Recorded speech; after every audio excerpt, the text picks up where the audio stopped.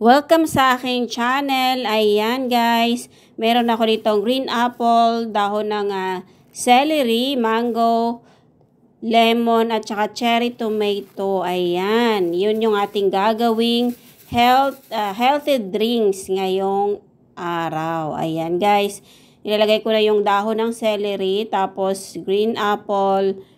Ayan, ipag-mix-mix na lahat. Tapos lagyan ng lemon juice. Ayan. Masarap at maganda sa katawan ang ganitong drinks, guys. Ayan.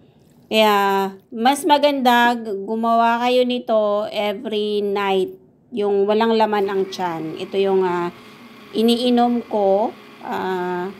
Masarap siya. Tapos, maganda yung tulog ko.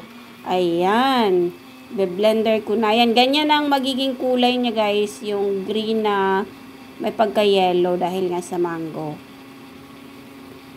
O, diba? Kaya paminsan-minsan din guys, kailangan natin talaga ng healthy drinks. Huwag tayo puro soda. Ayan.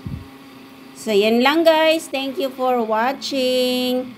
Ayan, kailangan nating alagaan ang ating katawan. God bless everyone. Stay healthy and fit.